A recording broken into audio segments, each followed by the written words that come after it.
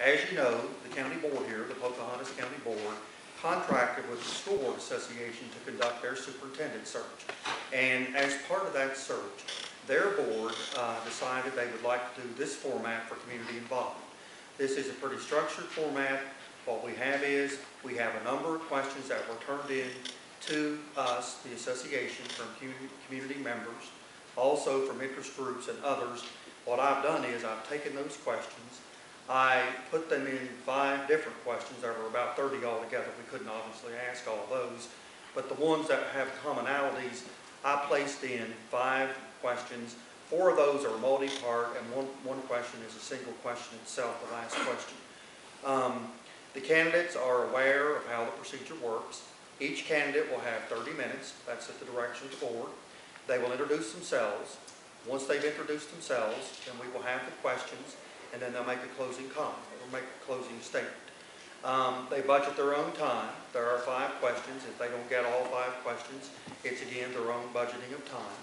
And the questions have been arrayed in a certain order, so I think they flow together pretty well.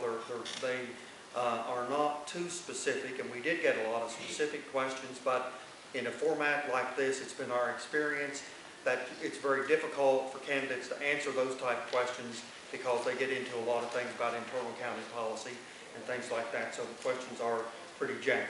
And at the conclusion of the section, then what we have, each individual will be able to assess the candidates in terms of how they presented the information they presented. The board, and this is our philosophy and practice as well, you will not be rating candidates or ranking candidates.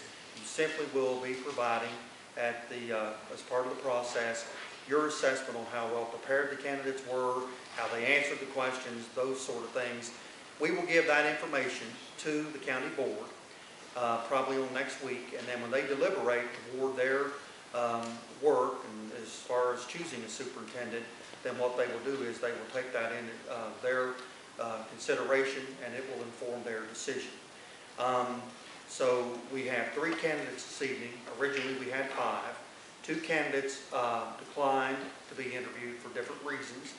1 for personal reasons, and 1 for having gotten another position today in the Kanawha County School Central Office. So we have 3 candidates, and they'll introduce themselves. They will answer the questions, and they'll make the closing statement as we have said. So before we get started, are there any questions before we go through the format that we have?